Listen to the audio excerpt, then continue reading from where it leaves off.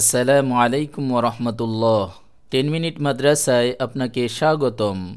প্রতি বছর ইংরেজি 31শে ডিসেম্বর দিবাগত রাত 12:01 বিভিন্ন আচার অনুষ্ঠানে বর্তমান বিশ্ব একটি নতুন বর্ষে পদার্পণ করে।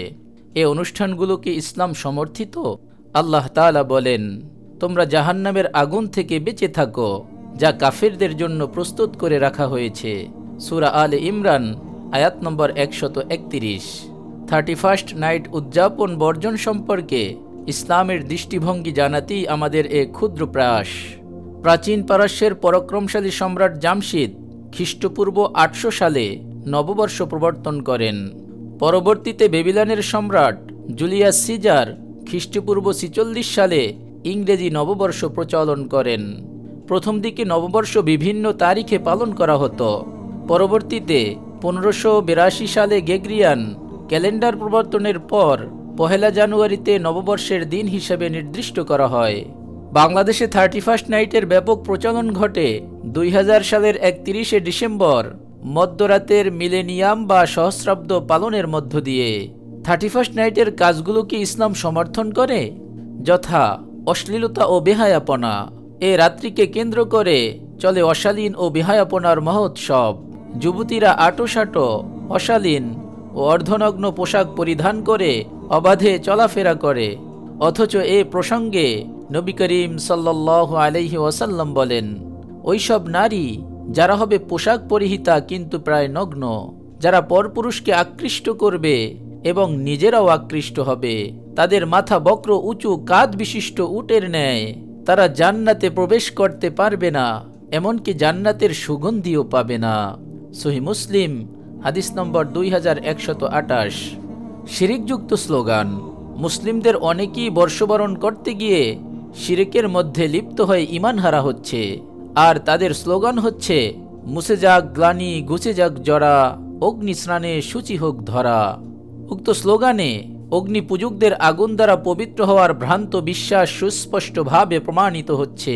অথচ অগ্নিকে সম্মান করা, আগুনের কাছে সাহায্য চাওয়া এবং আগুন দ্বারা পবিত্র হওয়ার ধারণা করা শিরক। আর আল্লাহ তাআলা বলেন, নিশ্চয়ই আল্লাহ তাআলা তার সাথে শিরিককারীকে ক্ষমা করবেন না। সূরা নিসা আয়াত নম্বর 116। বিজাতির সাদৃশ্য। 31st নাইট উদযাপন সম্পূর্ণরূপে বিজাতীয় সংস্কৃতি। এ রাত্রিতে বলে ও মেসেজের মাধ্যমে অভিবাদন জানানো, আতশবাজি, পটকাবাজি, fashion show, fire play, tattoo বা উল্কা অঙ্কন, ডিজে পার্টি ও কনসার্ট, নেশাগ্রহণ ইত্যাদি বিজাতীয় সংস্কৃতির সাথে সাদৃশ্য রাখে। ইসলাম এটি কঠোরভাবে নিষেধ করেছে।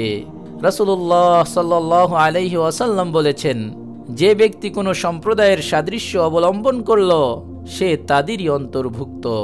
মিশকাত হাদিস নম্বর 4347। যুব সমাজকে ধ্বংস ও নারীদের সম্ভ্রম নষ্ট করার জন্যই 31st নাইট বাংলাদেশে আমদানি করা হয়েছে।